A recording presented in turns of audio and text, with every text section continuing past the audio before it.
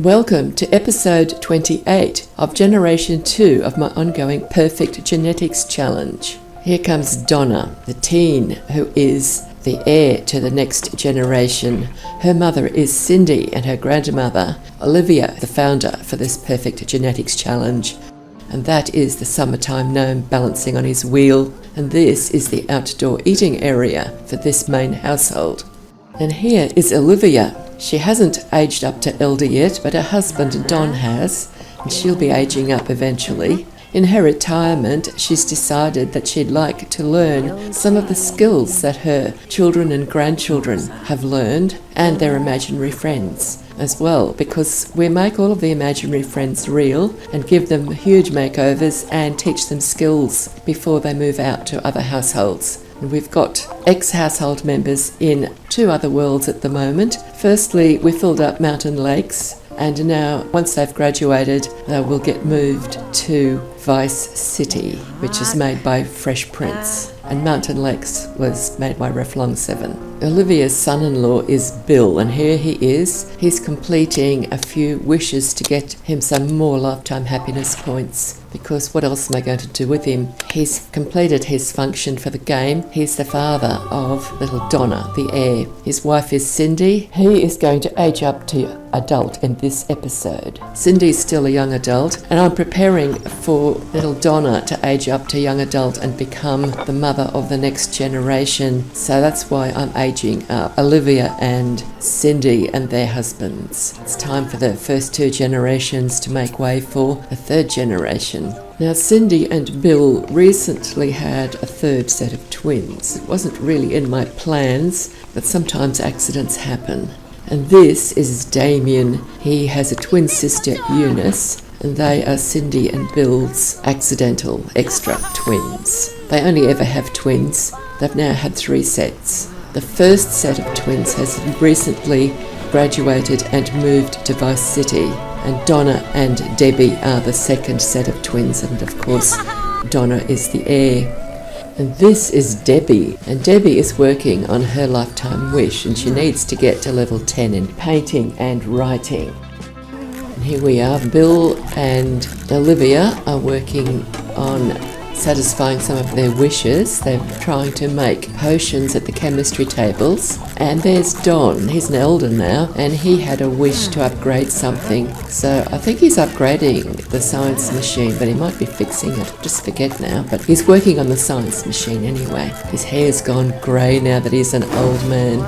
Uh-oh. Olivia had an accident. Her experiment exploded, and now she's singed.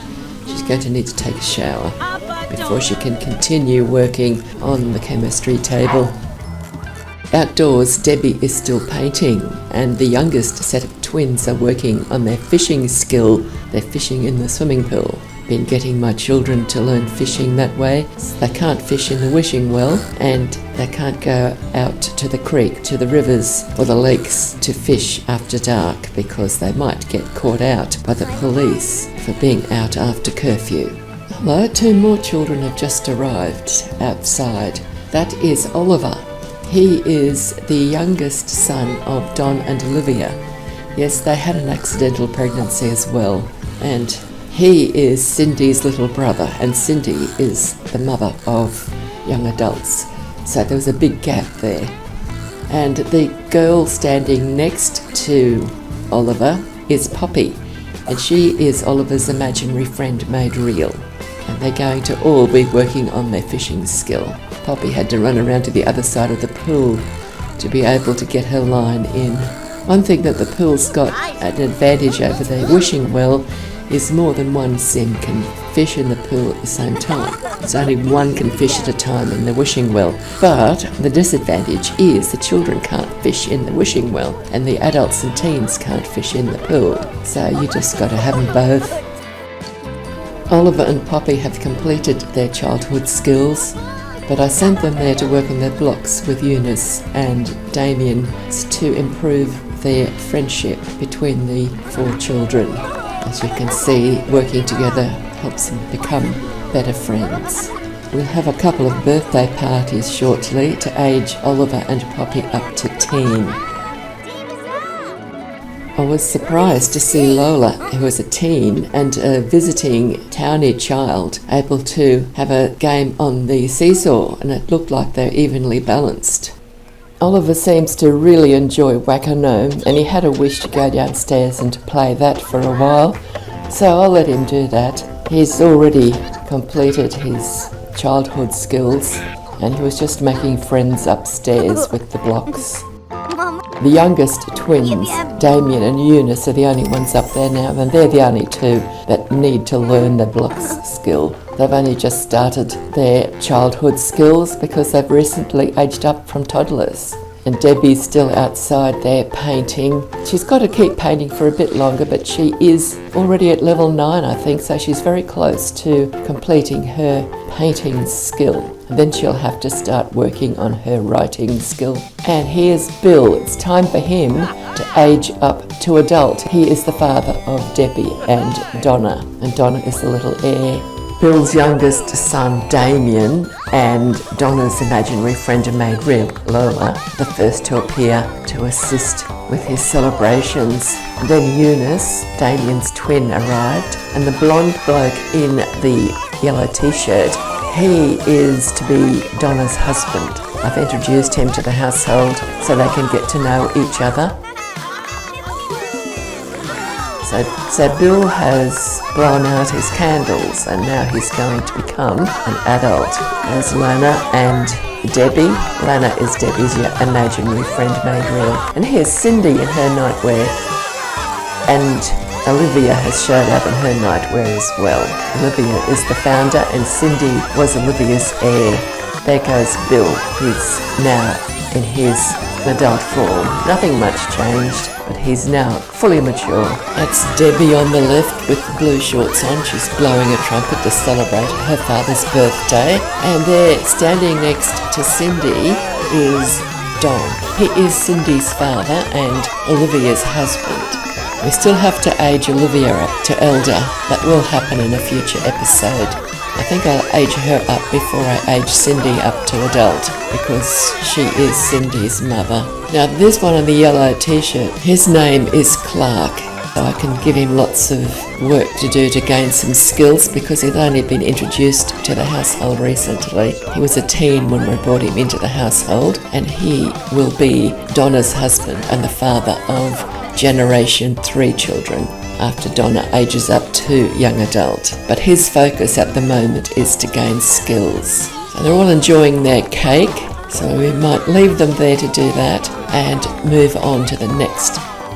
After his birthday party, Bill and his youngest set of twins headed into the room where the chemistry tables are, and they started working on discovering or creating potions. And the twins are still learning their logic skill. That's the skill they get when they work at the chemistry table. Bill's already at level 10 of logic. That's the shower that they need when they get singed. And there's the door into the birthday room. Well, Bill just discovered a new potion. And Eunice got one too. Excellent. She's gradually making her way to the point where she knows all 10 potions. But she'll get to level 10 in logic before she learns all of the potions. They always do. And look, Damien's just learned a new potion as well. They're both making good progress. And Bill, not having quite so much success, he just got singed. Poor Bill. But I'll get him back to work. He wants to know them all. And did you notice his hair colour? That is where Eunice inherited her hair colour. Upstairs in the garage, Donna is working to achieve some huge wishes that she has. They're worth massive numbers of lifetime happiness points. I wouldn't be at all surprised if she doesn't achieve them until after she is a young adult and married. We'll have to wait and see what happens. Downstairs, the birthday room is set up for a double birthday party. And here comes little Oliver. He is going to age up to teen, and his imaginary friend made real, Poppy, will age up along with him. But we have Oliver's birthday first. And Bill has arrived. He's the first one, and he's there to help his little brother-in-law celebrate his birthday and to become a teen. And Bill's just become an adult. There's quite a gap between the ages of the two brothers-in-law. here's Cindy. Oliver is Cindy's little brother. And she's got older brothers as well, but they don't live in this household anymore. There's Donna. And when he finished aging up, Oliver got the Angler trait. And not only did he get a new trait, but he also inherited his father's looks. I keep getting confused. He doesn't have his father's hair colour, but his facial features are so close to Don's. I often look at him and think that I'm looking at Don, but I'm not. It is a version of Don with Olivia's hair. I think you know all of the others that are there. We've mentioned all their names a few times. That's Clark in the yellow t-shirt next to his future wife, Donna. But there's no romance between them yet. They just know who each other is, and that's about it. And there goes Oliver. He is now a teen. He just looks so much like Don that I keep confusing them. He's just inherited his father's looks, except he's got his mother's hair colour. I chose to age Oliver up now because he's learned all of his childhood skills. He's made his imaginary friend real. She's learned all of her childhood skills. They're both grade A at school, and I want to progress the game because the point is to get to 10 generations. We can't just stay on a single generation forever, and I want them to be able to learn skills that children can't learn, but they can learn as teens, because they're going to have quite a lot of skill before I move them out of the house. And most of the teens in the household are very close to learning as many skills as they're going to need before I move them out. Quite a few of them have started achieving their lifetime wishes as well, and I'm starting to add that requirement for the current batch of teens. I think most of them will have achieved their lifetime wish by the time they're ready to move out to Vice City as young adults. And now it's time for Poppy's birthday. Here she comes. Her cake is ready for her, and I think just about everybody's already in the birthday room. Here comes Olivia down the stairs. She's in her nightwear, her sleepwear, and Cindy's still in her sleepwear as well. I think you know everybody who is there. The one on the right, that's Lana, and she is Debbie's imaginary friend made real. And there is Don in his sleepwear as well. He's turned into an elder, so he's got grey hair now. So she's blown out her candles, and now she's about to spin into her teenage form. And there she is. And because she'd done a child's skills and was grade A at school, we were able to choose a trait for her. Charismatic. I haven't had a charismatic sim for such a long time I can't remember what it's like. I guess Poppy will soon show me. And now it's time for cake. And here she is with her new outfit and hair. She'll have to get a makeover shortly though. Here we go. Clark's just put his cake down to eat, just as Lana decided to take the chair. And she's not even eating cake, she just wants to read her tablet. Isn't it fun whenever they have cake? I ended up having to rescue him. I moved his cake down to the other end of the table and he ate it there. Couldn't have a piece of cake going missing and are very upset. Young Sim there. See those steps on the left there? I put them in extra because the only steps between upstairs and downstairs was that spiraled staircase in the room with the chemistry tables. So that exits through the garage and straight out the front gate. So it makes it easier when they've got to catch the bus to school and they're all down here in the birthday room. So we'll leave them eat their cake and move on to the next bit. Donna went back to working on her ice sculpture. I've got her working on ice exclusively at the moment because once she has made 25 ice sculptures, then she'll be able to make ice sculptures that never melt. So at the moment, whenever she makes an ice sculpture, I make them sell it because it's just going to melt, and she gets a few simoleons for it. Not that they need any simoleons, so she doesn't need the money. She just needs to get rid of it before it melts. And apart from wanting her to make ice sculptures that never melt, she is the heir, so she's going to be in this household for a really long time. Clark has joined the twins at the chemistry table, and they're all making great progress. Donna had a wish to make a topiary, so I let her do that, get her a bit of a break from the constant ice sculptures. And Lola has the disciplined trait, so she needs to use the training dummy to work on her martial arts skill. Donna's happy with her completed topiary project. I'll let her keep this one, we'll move it out to the front yard.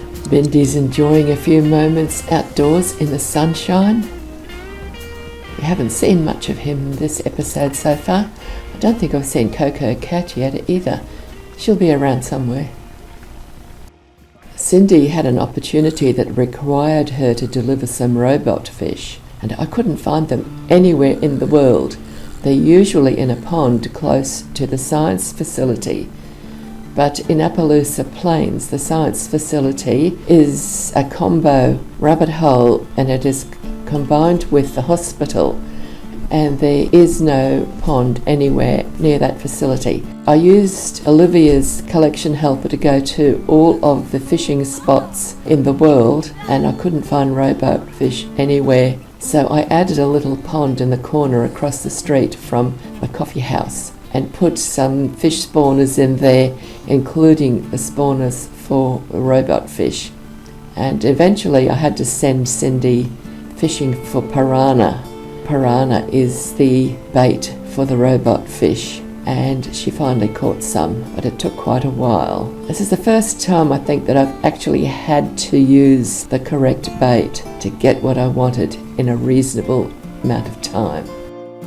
I sent Don there to the horse paddock to spread some hay for the horses, but then after he'd finished doing it, I discovered I hadn't been recording. So I sent him back again to spread some more hay, and I'll try to get the horses to eat it if I can find the horses. They don't seem to be in the paddock at the moment. They're free to wander. I can't lock the gates. I've tried a few times. There is no gaps in the fence. I've checked many times. So there's the hay successfully spread by Don. And that magical salt lick is definitely still producing lots more Zanyeta horse gnomes. Now, little Bindy's headed off into the greenhouse at the backyard of the main house, and there's a couple of townies have found their way in there, and Bindy's enjoying a bit of attention from the townies. Looks like it's dark outside, it must be night time. I'm not sure who those townies are. I just found them in there, and Bindy was already with them, so I thought I'd click record. Let's see what they're getting up to. Early next morning, I found a townie fishing at Cindy's new pond, and I wondered if she'd been there all night. Cindy arrived with piranhas in her pocket, and she didn't mind having company fishing at the pond. So the pair of them stood there for hours and fished. And eventually Cindy got several robot fish, which she was able to deliver to satisfy the requirements of the opportunity.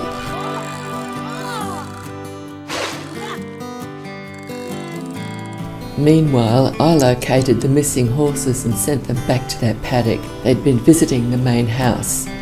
Their names are Patch Pony, that's the dark one with the grey body, and Rocket Pony with the blonde mane. Well, Rocket Pony is special friends with Coco the cat.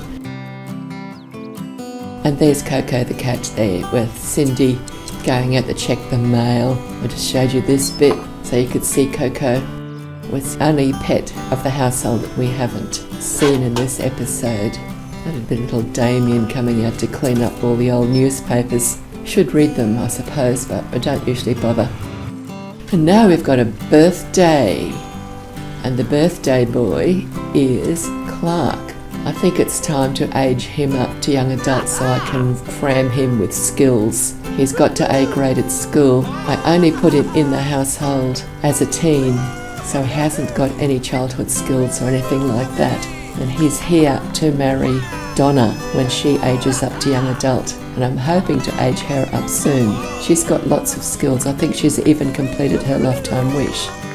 It's got a long way to go, so I thought if I age him up to young adult, we can get him trained while we're getting ready to age Donna up to young adult. Donna's really only waiting for Denise to complete her lifetime wish. So there the candles are blown out, and now he's going to spin himself into his new young adult form. And another reason I have aged him up now is we don't have any Sims in the household with a gardening skill above level 5 and the trait of green thumb. And there's quite a few death plants in their greenhouse that are dead. And we need somebody with a green thumb and a good gardening skill up to level 5 gardening to revive all those death flower plants. So that's what he's going to be doing. Oh my goodness, he does need a makeover, doesn't he? Not quite what you'd expect him to be wearing in Appaloosa Plains. And he's got the new trait of green thumb. I think I've had green thumbs in the household before they grew up and moved out. He'll be staying here because he's going to be the father of Generation 3. And as soon as his birthday celebrations were over, Clark headed out to the garden to test out his new trait. That's the dead death flower plants. And the first one he tried to revive disappeared. So that was a fail. I think there's 2 more there that need reviving. By reviving them, you can get 2 death flowers off a single plant. Oh, he succeeded with that one. It's revived. When you plant a death flower plant, you can pick 1 death flower from it and then it dies. And if you revive it, you can get a second death flower. Poppy wanted to learn to drive, so she asked Bill to help her. I didn't have a car at this point, so I decided to buy the most expensive car available. It is the De Lorraine Roadster, worth 110,000 simoleons. Never used it before. It came with Into the Future expansion pack, but I wanted to reduce the amount of simoleons that they had. It was at 999,999 and it's been there for a really long time. So buying this car partially solved that problem. She's going to need another lesson, so I might try doing that in daylight. It's supposed to be a flying roadster. Clark needed to work out in the gym, so I found the gym in town and sent him there, and he's trying to do a bit of a workout anyway. And so this is the local gym where he's come across a few townies. Because I'm preparing so many Sims to move out to a different world, and I want them to have skills, so I can pick them up at any time later and add them to another game, and they will already have skills. Anyway, I'm not showing you them just sitting reading because I think that would just be too boring. But I had to show you this. They're all sitting around the table. It's night time. It's not very bright outside, but they're reading there anyway. They've chosen to be there. And there's a vampire gnome just floating above the table. And they're all sitting there with their vampire gnome and they're ignoring it completely. And nearby there is a magic gnome of invention viewing a recently completed painting. Next morning they were still there, but they'd been joined by Bindi, a townie, and Poppy. The original trio was Lana, Lola and Donna. This is going to be a special day because it's the day of Clark's graduation. Now, for reasons known only to Clark, he chose to graduate in his normal clothing. He didn't wear any of his graduation robes. When he came out of the building, he didn't toss his diploma, and I checked, he really did graduate. He's got the diploma. He just did things differently.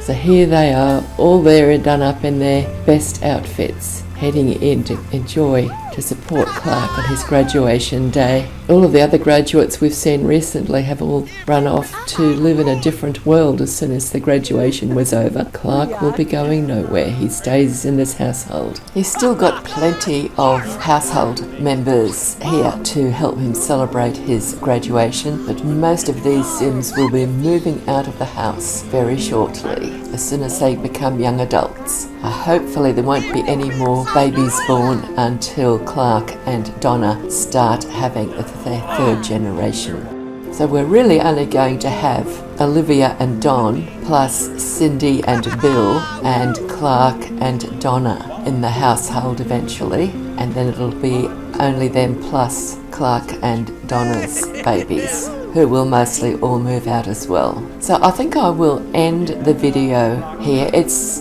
a bit shorter than I usually do, but the things that I've got still recorded that you haven't seen yet really begin a complete new story when the youngest twins are making their imaginary friends real, and they'll be learning their child skills and aging up to teen.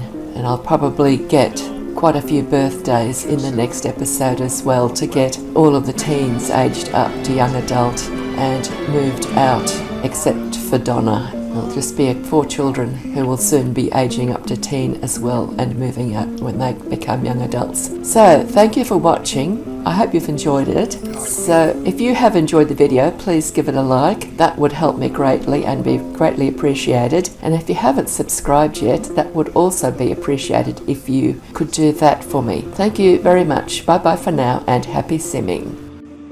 There's Olivia. She's always playing the guitar and she's got a crowd there paying her. She's playing for tips at the moment. Up and up, Sneaky.